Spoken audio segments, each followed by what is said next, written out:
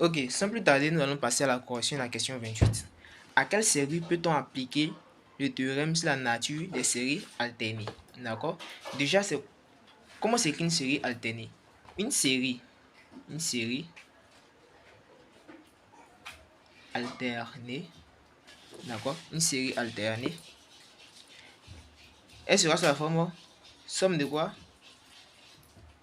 De -1 exposant n fois an. D'accord? Et généralement, -1 exposant n fois an serait égal à un. Et à quel moment cette série elle converge? Elle converge, elle, elle converge, elle converge si et seulement si, voilà, sur le un est décroissante et si limite lorsque n tend vers plus infini de valable sur le un est égal à 0. Donc voici les deux conditions qu'elle doit respecter pour montrer quoi? Pour montrer qu'une série alternée converge ou pas. Donc lorsqu'on parle de la nature ici d'une série, de savoir si elle converge ou pas. D'accord? Donc la première série que nous avons c'est somme de n supérieur égal à 2. D'accord? De -1 exposant n sur racine de n plus -1 exposant n. D'accord? Donc ici, on dira tout simplement avec un qui est égal à quoi? Qui est égal à -1 exposant n sur racine de n plus -1 de tout exposant n. D'accord?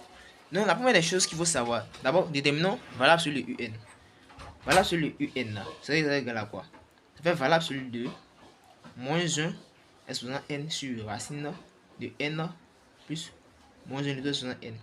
Alors ici, qu'est-ce qu'on va obtenir? Nous allons obtenir -1 exposant n sur racine de n plus -1 de tout exposant n. Alors les gens disent, hey, désolé, une grosse boulette. C'est plutôt 1 sur racine de n plus -1 de exposant n. D'accord? Donc voilà, sur le un serait égal à 1 sur racine de n plus -1 de tout exposant n. Les gens diront, mais pourquoi est-ce que le moins exposant n reste? Tout simplement parce que ici, il faut savoir que n appartient à grand n. D'accord? N appartient à grand n. Et pour tout n appartient à grand n, là, ici, n plus -1 exposant n sera supérieur ou égal à 0. D'accord? Ça ne sera pas inférieur à 0. Et comme ça ne sera pas inférieur à 0, on n'a pas besoin d'appliquer ici la valeur absolue. D'accord? Donc ici, tout simplement, valable sur le un serait égal à quoi? C'est égal à 1 sur racine de n plus 1 moins 1 exposant n. D'accord? La première chose que nous allons faire, nous allons calculer la limite lorsque n tend vers plus infini de valable sur le un. Ici, nous constatons tout ce que ici, on a quoi ici? On a 1 sur quoi? Sur infini. Et ça nous donne tout simplement 0. D'accord? Nous allons tout simplement obtenir quoi? Obtenir 0 ici. Donc la limite lorsque n tend vers plus infini de valable sur le un est égal à 0. Maintenant, pour savoir si la fonction est décroît ou pas, d'accord? Nous allons calculer quoi? Nous allons calculer la dérivée. D'accord? Donc pour calculer la dérivée, voilà, c'est un prime. Alors la dérivée, qu'est-ce qu'on a ici? Si vous regardez bien, nous avons ici 1 sur u. Alors là, ça fait quoi? Ça fait, bon, disons u sur v. U sur v. U sur v, qu'est-ce qu'on a bien? Ça fait u prime v moins v prime u sur u au carré. Alors ici, notre u, c'est quoi? C'est 1. Dérivé de 1, ça fait 0. Donc ici, on aura 0, monsieur, parce que là, ça ne sera pas, ça va toujours donner 0. Moins, maintenant, v', ici, c'est v'. D'accord? Or, v' ici, c'est racine de u. Dérivé de racine de u, ça fait 1 sur 2 racine de u. Ça fait 1 sur 2 racine de n plus -1 exposant n. D'accord? Sur u au carré. D'accord? U au carré, ça va donner quoi? Ça fait racine de n plus -1 exposant n tout au carré. Donc on obtiendra en réalité ici -1 sur 2 racine de n plus -1 exposant n fois 1 sur n plus moins 1 de tout exposant n. D'accord? Ici, le carré va faire partie de la racine et voici ce qu'on obtient. Donc, en réalité, ici, qu'est-ce qu'on a remarqué? On a remarqué que cette série alternée, là, elle fait quoi? Elle converge. Car dans un premier temps, la limite est égale à 0 et dans un second temps, qu'elle est décroissante. Pourquoi est-ce qu'elle est décroissante? Parce que tout ce qui est en bas ici est strictement positif. Et ici, on a un moins, donc elle est strictement décroissante. Ok, donc nous passons à la deuxième série ici. La deuxième série, c'est somme de n supérieur à 1 de moins 1 exposant n fois ln ici de 1 plus 1 sur n. Déjà ici, qu'est-ce qu'on sait? C'est que valable sur le un, c'est égal à quoi? Bon, ça va tout simplement ln de 1 plus 1 sur n. Il faudra calculer la limite lorsque n tend vers plus infini. D'accord, de valable sur le un. Vous voyez très bien ici que la limite donne 0. Pourquoi est-ce que la limite donne 0? Ici, 1 sur n en infini, ça fait quoi? Ça fait 0. ln de 1, ça fait 0. La deuxième chose qu'il va falloir faire, c'est calculer quoi? La dérivée de un de valable sur le un. Qu'est-ce qu'on a donné? Lorsque j'ai ln de u, prime, ça fait quoi? Ça fait u pour moi sur u. D'accord? Donc ici, sur u déjà, ça fait sur 1 plus 1 sur n. Alors la dérivée de ce qui est là, la dérivée de 1, ça fait 0. Et la dérivée de 1 sur n, ça fait tout simplement moins 1 sur n au carré.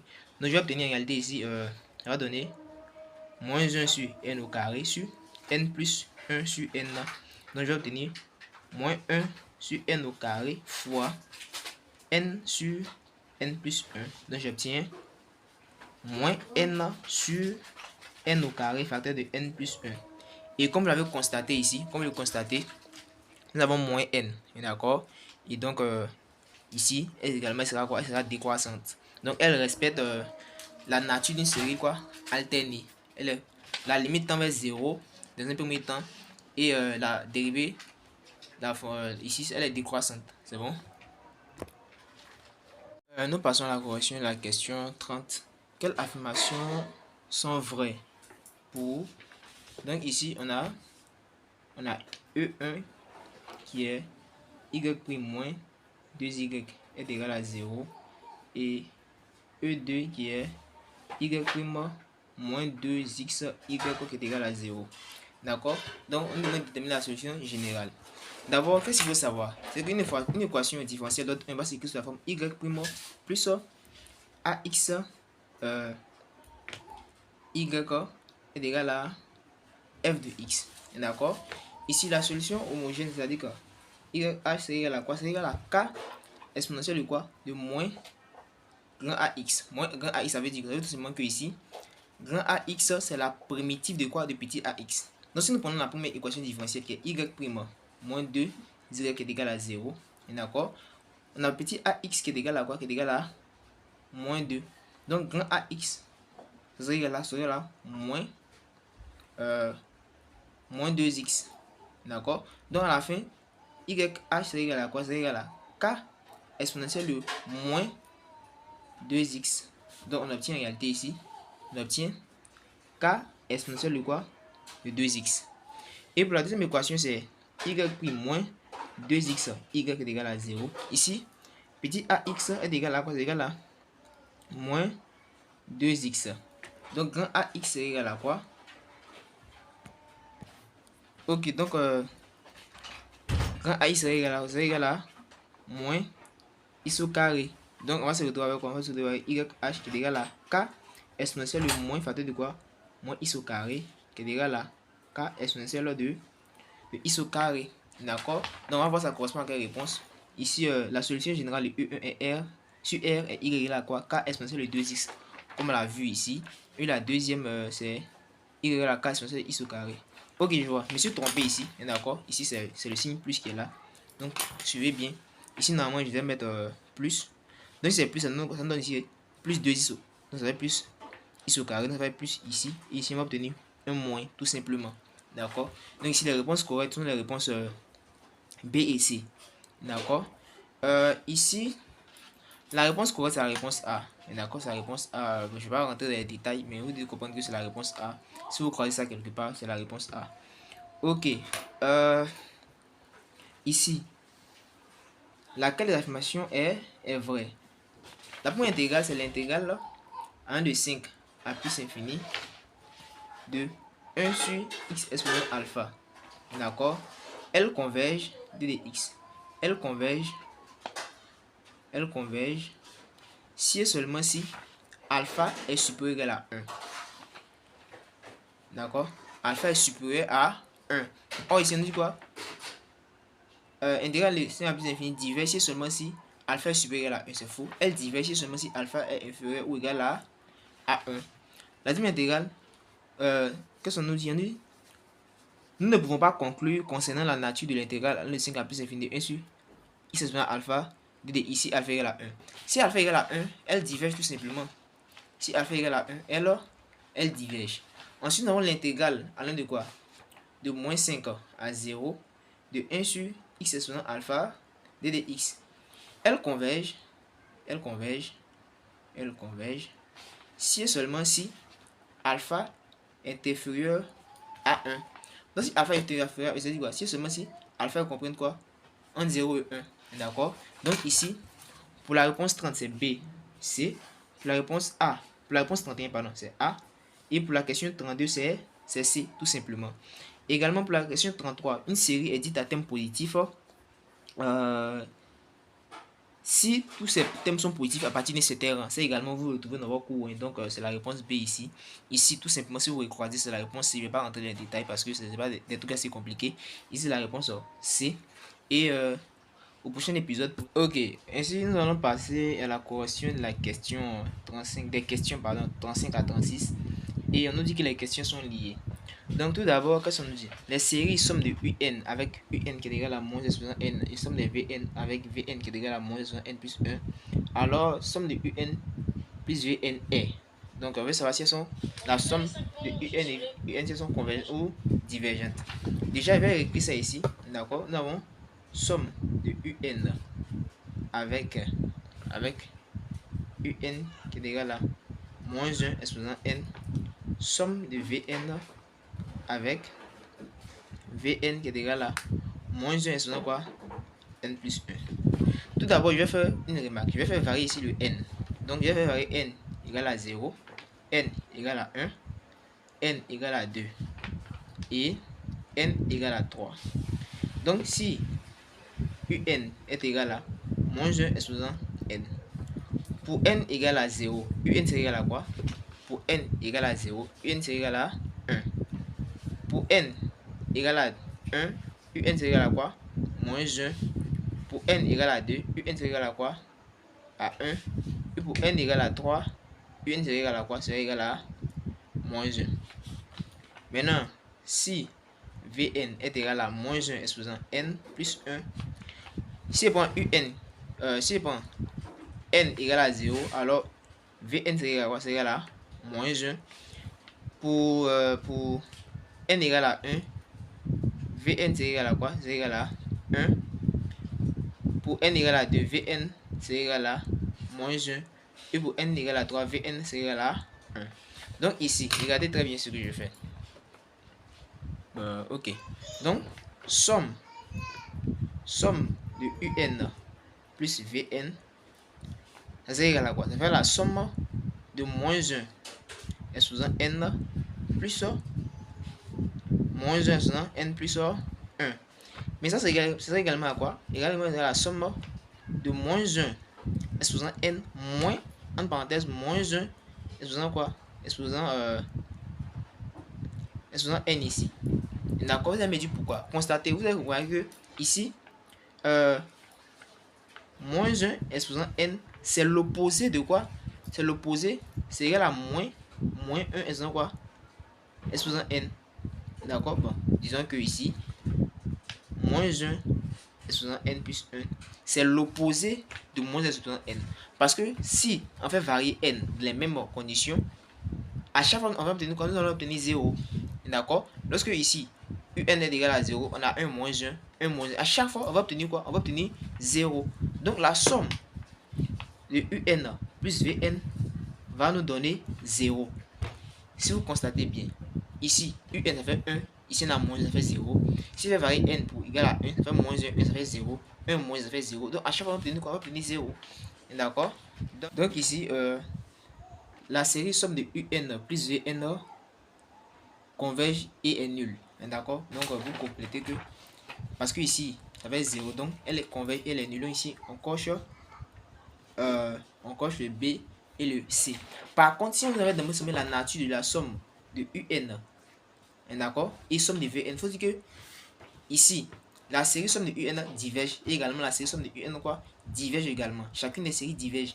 Mais leur somme, alors que c'est l'addition, elle fait quoi? Elle converge. Ok. Passons ici à la question 37. La question 37, quelle est la limite lorsque n tend vers plus infini de n est n plus 1? Donc, limite lorsque n tend vers plus infini de n est n plus 1.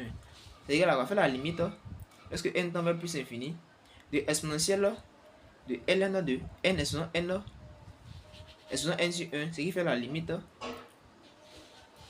Lorsque n tend vers plus infini de exponentielle de ln de n sur n car ln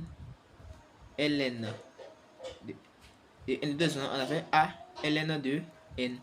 Donc ici on aura 1. D'accord, ça va donner 1. Pourquoi ça va donner? Car limite lorsque n tend vers plus infini de ln de n sur n est égal à 0. Donc ça va donner exponentielle de 0, ce qui va donner 1 ici. D'accord. Donc ici vous cochez la réponse A. D'accord. Et en même temps je vais en profiter pour faire la question 38. On nous dit E. Ok, donc je réponds ici. J'ai t au carré y prime est égal à y. Je vois y de l'autre côté, ça me donne t au carré y prime moins y est égal à 0. Si je multiplie tout par moins 1, ça me fait bon, pas besoin de multiplier tout par moins 1. Je vais obtenir en réalité y prime plus ax y est égal à f de x. D'accord. Donc ici, vous voyez que devant le y ici, il n'y a rien. Donc je vais multiplier tout ça par quoi? Par 1 sur t carré. Donc ça fait t au carré sur t au carré fois y moins 1 sur t au carré fois y est égal à 0. Donc je vais obtenir en réalité ici y moins 1 sur t au carré de y qui est égal à quoi? Qui est égal à 0. Alors j'ai transformé sur la forme quoi? Y prime plus ax. Y est égal à quoi? F de x. Les gens me disent mais il y a un moins ici. On peut écrire ça sous la forme y plus entre parenthèses moins t au carré, d'accord, de y est égal à 0. Et la solution de cette équation c'est sous la forme y h est égal à quoi? K exponentielle de moins grand ax avec petit ax ici qui est égal à quoi? Qui est égal à moins 1 sur t au carré, d'accord. Et la primitive de cette fonction c'est quoi? C'est grand ax est égal à quoi? C'est 1 sur t, d'accord. La primitive de moins 1 sur t carré ça fait 1 sur t. Donc ici je vais obtenir quoi? Je vais obtenir en réalité YH est égal à K exponentielle de moins 1 sur T. 1 sur T. D'accord. C'est pour ça qu'ici, la réponse correcte est la réponse quoi? C. Et de plus, avec T appartenant à l'intervalle quoi? 0 plus infini. Pourquoi T appartenant à l'intervalle 0 plus infini? Parce que ici, seulement T ne va pas prendre la valeur 0. D'accord. Donc, avec T appartenant à l'intervalle 0 plus infini. C'est bon. Donc, ici, la question 38, c'est la réponse C. D'accord. Ok. Pour la prochaine question, on va passer à la question 39, à la question 39 et la question 40.